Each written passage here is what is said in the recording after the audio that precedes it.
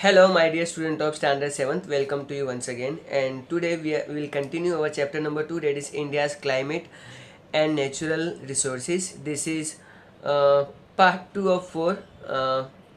And in this chapter, we are going to continue with our things. But before that, I would like to share you a message, that is, you can't enjoy wealth if you are not in good health.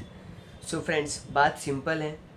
अगर आपके पास चाहे कितना भी पैसा पड़ा हो, crore of rupees पड़े हो, लेकिन आप उसे एंजॉय नहीं कर पाओगे अनलेस आपकी हेल्थ अच्छी हो, है ना. हमारा मन करता है ना कि हम लोग गोवा जाएं, स्विट्ज़रलैंड जाएं, यूएसए घूमने जाएं. बट अगर बहुत पैसा है लेकिन डॉक्टर ने आपको बोला है कि बेड रेस्ट लो, आपका बीपी बहुत हाई है, आपको शुगर है, ये बीमारी है, वो बीमारी है, तो आप उसे एंजॉय नहीं कर पाओगे. So friends, always have the first priority towards your health. Okay. Corona के टाइम पे हम लोगों ने बहुत अच्छे से अपने आप को मेंटेन किया, है ना. पर जैसे ही कोरोना खुला, मैं देख रहा हूँ कि यहाँ पे पानी पूरी की लारी पे लाइन लगी पड़ी है और लोगों को हेल्थ की कुछ पड़ी नहीं है. And then so be careful and respect your health. चलो अब हम लोग आगे बढ़ते हैं.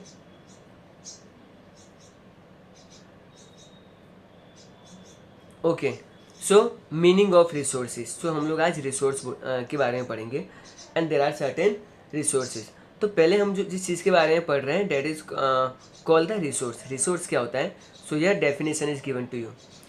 Everything available in our environment which can be stored and used based on its quality, capacity and utility, and which becomes our heritage can be termed as a resources.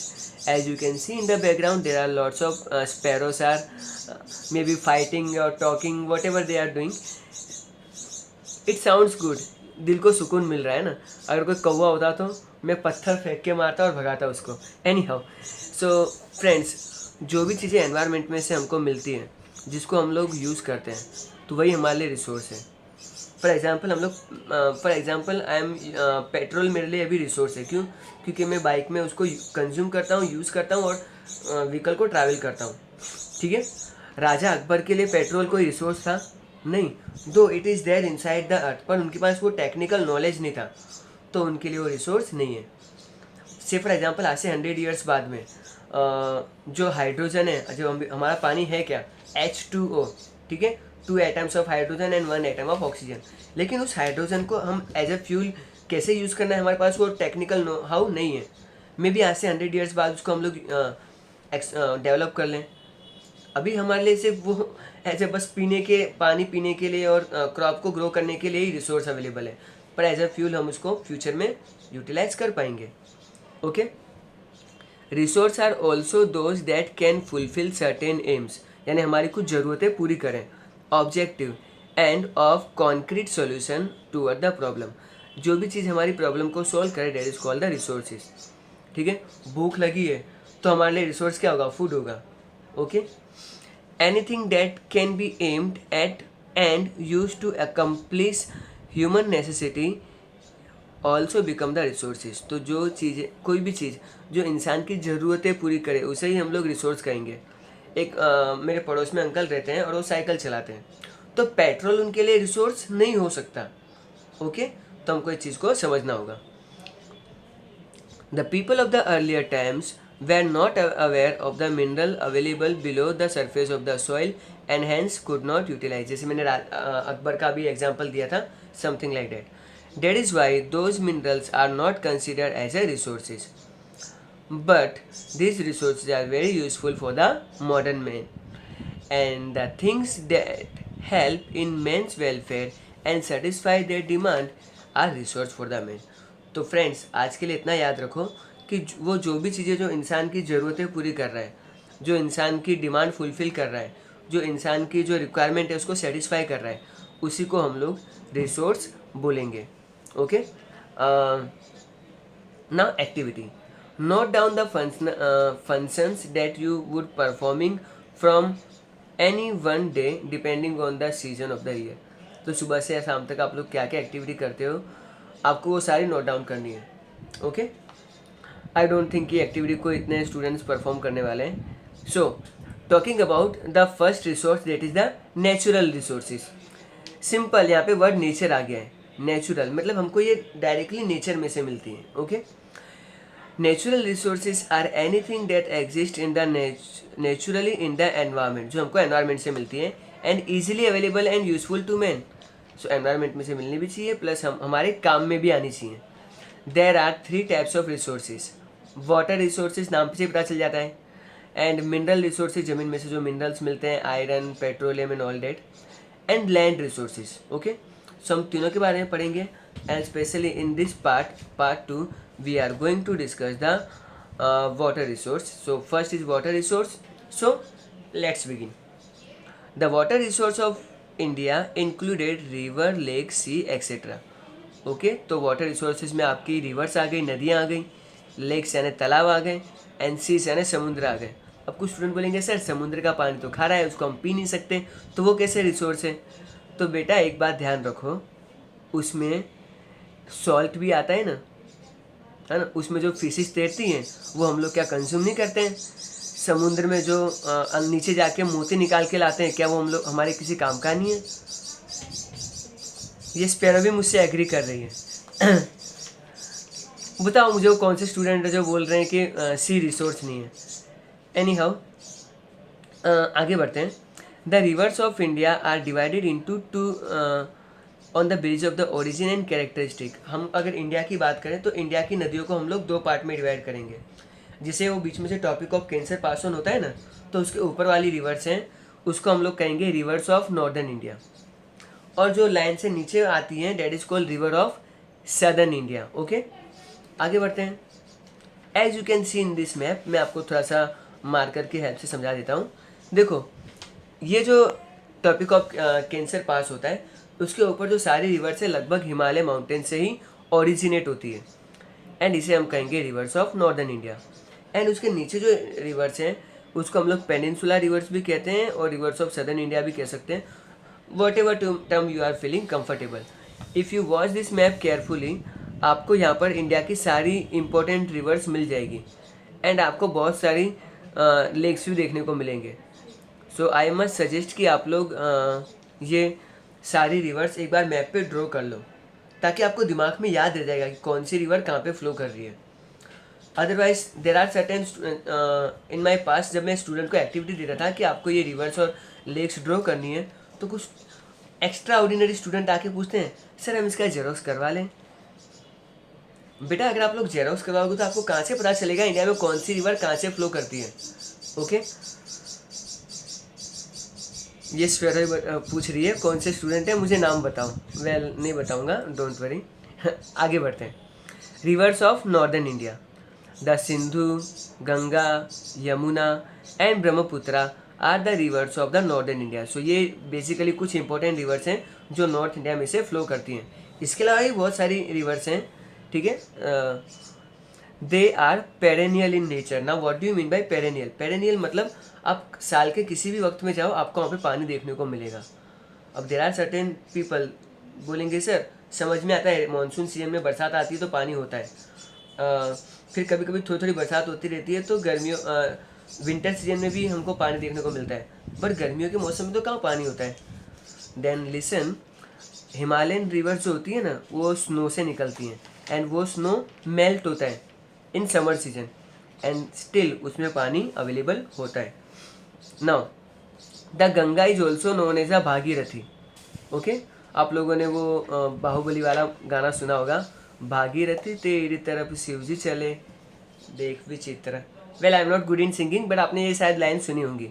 And वहाँ पे गंगा का एक नाम भागीरथी भी है स्पेशली ये. And जो बंगाल के जो लोग हैं, Bengal people from the Bengal, ये भी उसको भागीरथी प्रोनाउंस करते हैं, कुछ लोग हुगली भी प्रोनाउंस करते हैं. Okay, well if I talk technically, Devprayag में जब अलकनंदा और भागीरथी नदी मिलती है ना, तब ओरिजिनली गंगा वजूद में आती है. एंड देवप्रयाग में, वैसे गंगा रिवर कोई एक प्रयाग से नहीं 5 प्रयाग से बनी हुई है. अब ये प्रयाग क्या होता है? जहाँ पे 2 नदियाँ मिलती हैं. ओके, सो कौन से 5 प्रयाग है ये जस्ट मैं आपको नॉलेज के लिए बता रहा हूँ. सी, विष्णु भगवान को आपको याद रखना है, ठीक है. तो पहले धौली गंगा एंड एक और रिवर है सेम भोली गंगा, ऐसा कुछ नाम है। ये दो नदियाँ जब मिलती है ना तब विष्णु प्रयाग होता है, ठीक है। विष्णु प्रयाग फर्स्ट हो गया। फिर इसके बाद विष्णु भगवान का जो बाल स्वरूप है नंद प्रयाग, यहाँ पे नंदाकिनी रिवर आके मर्ज होती है, नंद प्रयाग हो गया। थर्ड, विष्णु भगवान जो भगवान कृष्ण कान में कर्ण पहनते हैं, ठीक है, तो कर्ण प्रयाग। अब वो कौन सी रिवर मर्ज हो रही है I am not recalling exactly, but Nandprayag मुझे याद है। फोर्थ, वो रुद्राक्ष की माला पहनते हैं, देन रुद्र प्रयाग, यहाँ पे भी एक और रिवर आके मर्ज हो जाती है स्पेशली। एंड फिफ्थ में आपकी देव प्रयाग। ओके, सो ये बहुत सारी नदियों का पैटर्न मिलके गंगा रिवर सिस्टम बिल्ट होता है। एंड देन ये देव प्रयाग से गंगा रिवर बनती है। एंड फाइनल जब ये हरिद्वार में आती है ना, then it enters the plain part, plain यानी जमीन बिल्कुल सीधी हो गई है। ओके, सो ये कुछ आपको मैं एक्स्ट्रा नॉलेज दे रहा हूँ जो आपको सिर्फ याद रखना है, बट आपको गंगा को भागीरथी रिवर ही समझना है, ठीक है। अब सिंपल सी बात है, कुछ कॉम्पिटिटिव एग्जाम्स होती है ना, तो वहाँ पे which is the Ganga river, तो उसमें भागीरथी का नाम होगा तो आप टिक कर दो तो आपको मिल जाएगा। लेकिन जब ऑफिसर्स लेवल की एग्ज़ाम होती है ना तब आंसर चेंज हो जाता है, ठीक है। तो वो तो आप जब कॉम्पिटिटिव लेवल्स की तैयारी करोगे तब आप लोग को पता चल ही जाएगा। एनी हाउ, ये टॉपिक स्टैंडर्ड 9th में भी आएगा, तब मैं आपको अच्छे से एक्सप्लेन करूँगा कि ये सब क्या है, और आपको वो पूरा पैटर्न भी ड्रॉ करके दिखाऊंगा। So Ganga is known as the Bhagirathi. There is a triangular fertile plain near the delta of the river Ganga. अब ये डेल्टा क्या होता है और ट्रायंगुलर पैटर्न क्या होता है, तो देखो जब भी नदियाँ आती है ना तो उसके साथ बहुत सारा कंकर पत्थर और कीचड़ भी आता है। ये नदी के साथ साथ बहता ही जाता है, और ये नदी के अंदर बैठता जाता है और लेवल नदी का बढ़ता जाता है। फाइनली इसका कोई एंड तो होगा ना, हाँ, एंड है बे ऑफ बंगाल, ठीक है। बे ऑफ बंगाल समुद्र में जब जाके मर्ज होती है तो यहाँ पे एक तरह के आइलैंड्स बन जाते हैं इन्हीं कीचड़ और कंकर पत्थर से, जिसको हम लोग डेल्टा कहेंगे। और यहाँ पर ही हमारे बंगाल में सुंदरवन फॉरेस्ट भी हैं जिसको हम लोग मैनग्रोव फॉरेस्ट भी कहते हैं। The Ganga and the Brahmaputra are the okay Ganga and the Brahmaputra are the major waterways of the India and use as a navigation purpose. Navigation purpose यानी क्या, हमको नदी के एक तरफ से दूसरी तरफ जाना है तो हम लोग पानी के ऊपर से नाव से तैर के नाव चला के जा सकते हैं। स्पीड बोट का भी आजकल ज़्यादा लोग यूज़ करने लग गए हैं, बट बोटिंग करके भी हम लोग जब एक एज ए ट्रांसपोर्ट का मीडियम यूज़ करें तो उसे हम लोग नेविगेशन कहेंगे। Beside this Jhelum, Chenab, Sutlej, Ravi and Beas flow in the north. तो ये कौन सी रिवर्स है मैं आपको जरा मार्कर से हिंट दे देता हूँ। Well these are those rivers. And ये अ लैंड ऑफ 5 रिवर, इसे हम लोग पंजाब कहेंगे। ओके, इसके बारे में डीप में हम लोग स्टैंडर्ड 9th में पढ़ेंगे। आगे बढ़ते हैं। Every year devastating flood in Kosi river in the state of Bihar and destroy the lives of property of the people of that area. अच्छा, मैं आपको एक क्वेश्चन पूछता हूँ। सपोज ये एक रिवर ए है, ठीक है, ये फ्लो कर रही है, और ये रिवर बी है और ये भी फ्लो करके आपस में मर्ज हो गई। अब आप लोग सोचोगे कि सर फिर नाम ए का ही क्यों चल रहा है, मतलब जब ये मर्ज हो गई तो उसको रिवर ए ही क्यों बोलते हैं। अब से फॉर एग्जांपल गंगा रिवर निकली, बाद में यमुना मर्ज हो गई, पर तो भी नाम गंगा है। कोसी, घाघरा, गंडक, ये सारी रिवर मर्ज होती है पर नाम गंगा का ही क्यों चलता है। कोसी कभी ऑब्जेक्शन नहीं उठाती है कि भाई मेरा नाम चलेगा तुम्हारा नाम नहीं चलेगा। Well as per the geologist, जिस नदी की गहराई ज़्यादा होती है उसी का नाम कैरी ऑन होता है। तो जब गंगा एंड यमुना देव प्रयागराज में जब मिक्स होती है ना, जिसको हम लोग इलाहाबाद कहते थे, तो उस टाइम पे गंगा रिवर की गहराई ज़्यादा होती है, इसलिए यमुना का नाम नहीं चलेगा, अब गंगा का नाम चलेगा। ओके, तो ये कुछ ऐसी चीज़ें हैं जो आपको पता होनी चाहिए। चलो, आई थिंक हम लोगों ने बहुत ज़्यादा डिस्कशन कर लिया है, आगे बढ़ते हैं। Now we are going to talk about the river of southern India. River like Tapi, Narmada and Mahanadi flow from the mountains in the central India. So ये जो 3 रिवर्स हैं, तापी, नर्मदा एंड महानदी, ये इंडिया के सेंटर में से फ्लो करती हैं। The Narmada and Tapi flow toward the west and merges with the Arabian Sea, while the Godavari, Krishna, Kaveri and Tungabhadra flow eastward and to merge into the Bay of Bengal. सी आपको दो नदियाँ याद रखनी है, नर्मदा एंड तापी। ये है ना, देखो ईस्ट से वेस्ट की तरफ जाती है। अगर आप लोग कैमरे में देख रहे हो तो आपको मेरा हाथ का फ्लो दिख रहा है।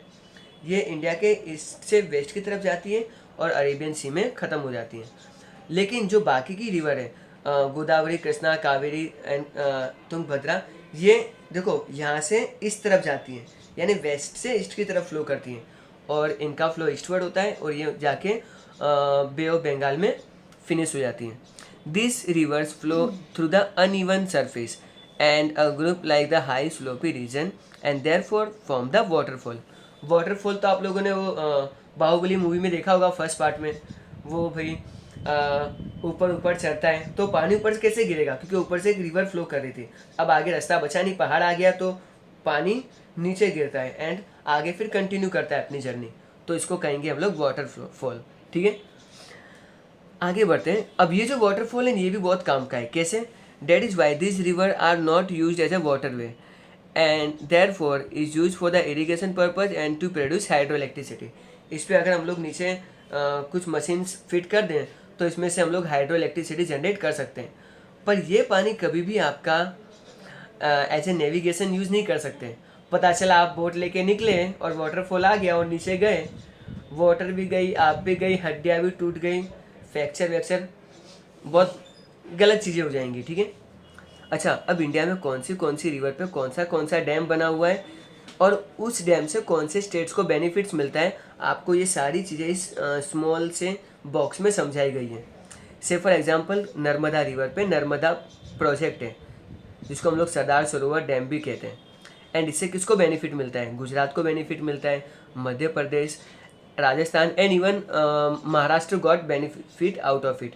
If I talk about Krishna Nagarjuna project, it is beneficial for the Andhra Pradesh. Well, here it is written Andhra Pradesh, you are supposed to write Telangana also because it is the book printed before the actual Telangana formed. Now Tungabhadra river, Tungabhadra project, मुझे ये चीज़ बहुत अच्छी लगती है कि river के नाम पे ही प्रोजेक्ट का नाम हो। ठीक है, and it is beneficial for Andhra Pradesh. But Kosi river, Kosi project, so Bihar get benefited. Mahanadi river, Hirakud project, Orissa, but यहाँ पे थोड़ा नाम में चेंजेस आ गया है।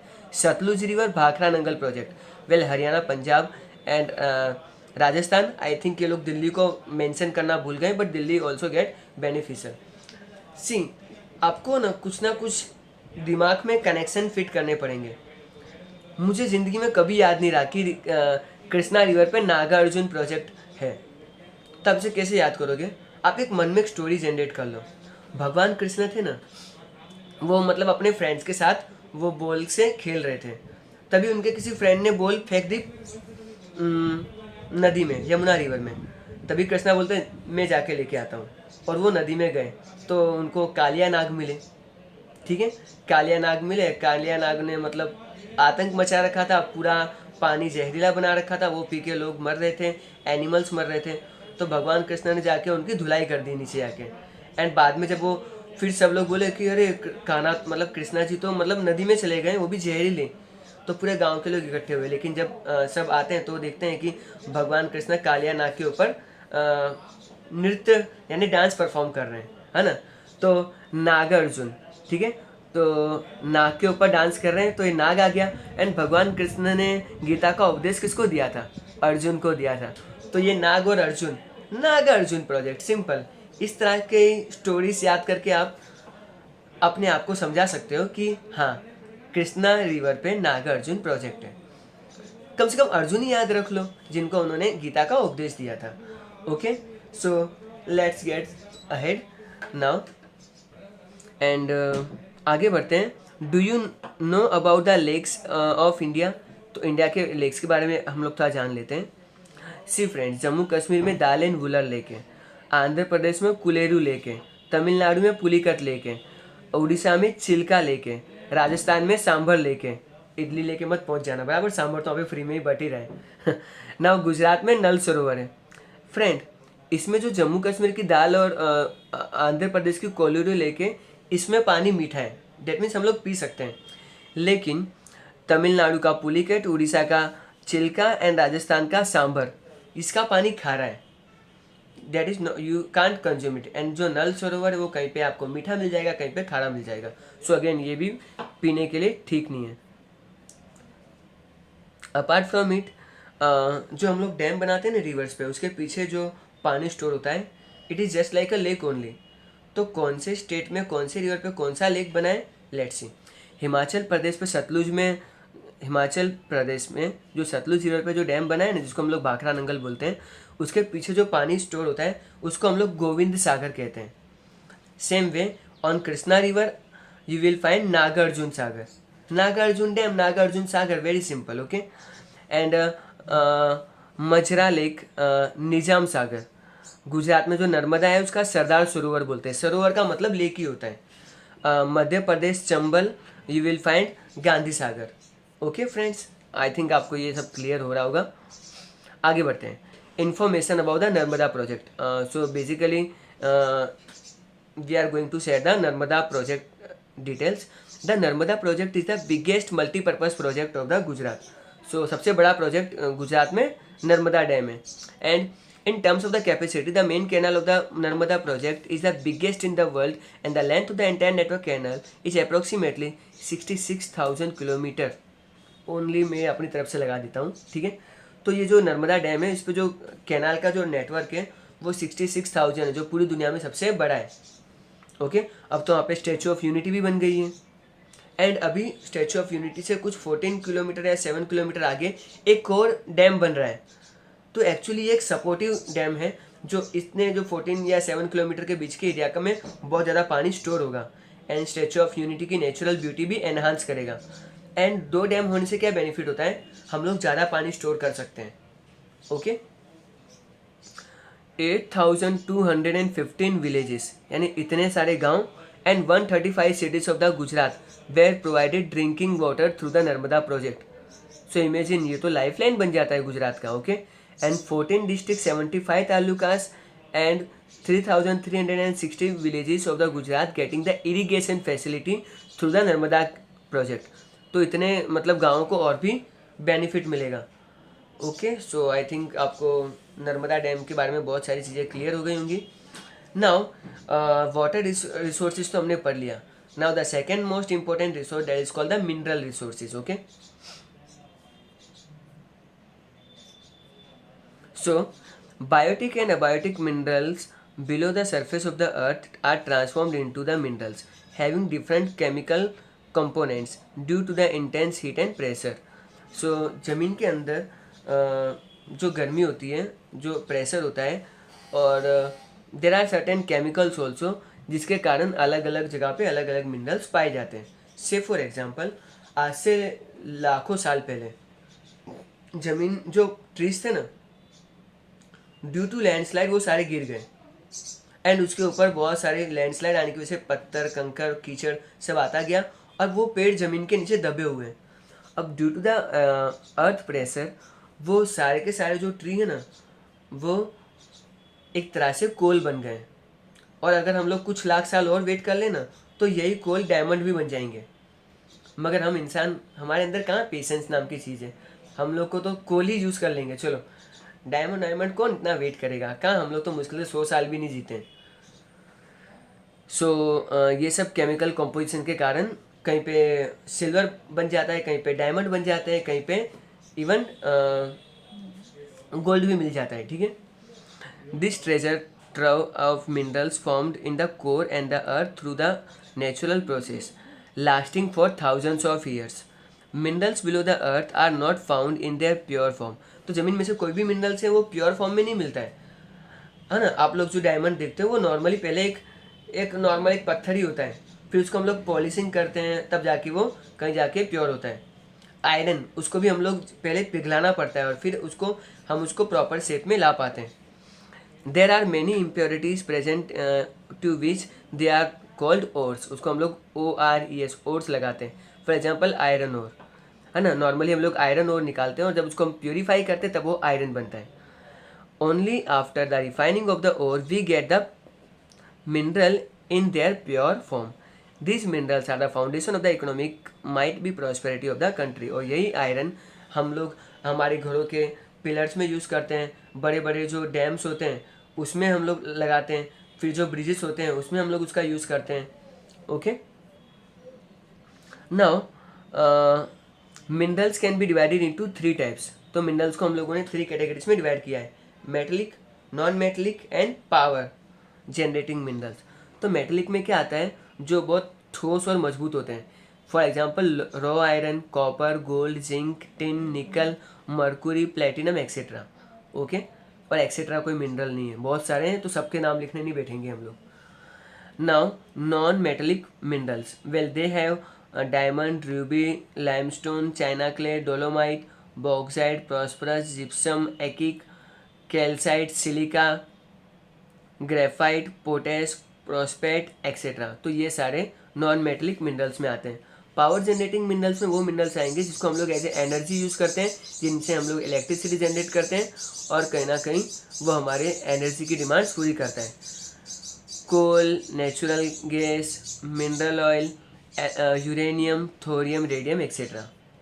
एंड फाइनली आपको ये सारे कोल्स दिए गए हैं, ये आपको सारे मिनरल्स दिए गए हैं, एंड मिनरल्स के बाजू में आपको सारे स्टेट्स के नाम दिए हुए हैं।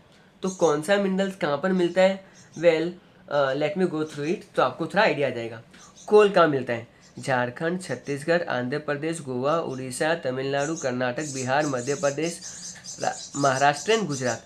मैग्नीज कहाँ मिलता है, Andhra Pradesh, Goa, Gujarat, Rajasthan, Jharkhand, Orissa, Tamil Nadu, Karnataka, west Bengal, Maharashtra.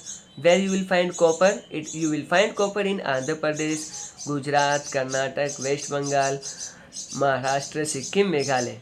You will find bauxite at Orissa, Andhra Pradesh, Chhattisgarh, Gujarat, Jharkhand, Maharashtra.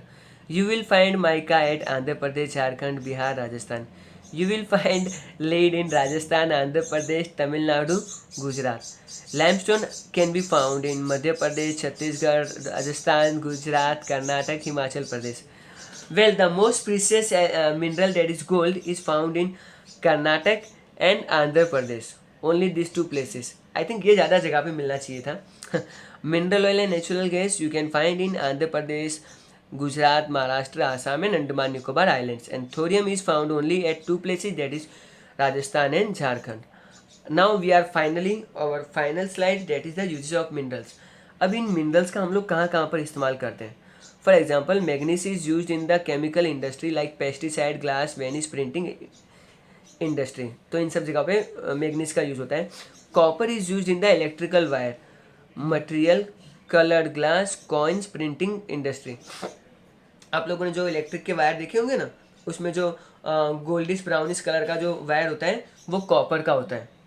Okay, सो इन सब में इसका यूज़ होता है। इसको क्यों यूज़ किया जाता है, क्योंकि उसमें से इलेक्ट्रिसिटी बहुत अच्छे से पास ऑन होती है। Bauxite is use in the electric material, colour, aeroplanes, purification of the kerosene and making of the cement. मुझे इतना कोई पता नहीं था कि बॉक्साइट को सीमेंट में, इवन एरोप्लेन्स में यूज़ करते हैं। Bauxite means aluminium only. Okay, electric में यूज़ होता है, केरोसिन को प्यूरिफाई करने में यूज़ होता है, and all that. And mica is use in making radio, telephone, aeroplane, gramophone, sound proof curtains. हाँ, एक माइका इधर भिजवाओ क्योंकि ये चकली कब से चीचू चूचू कर रही है।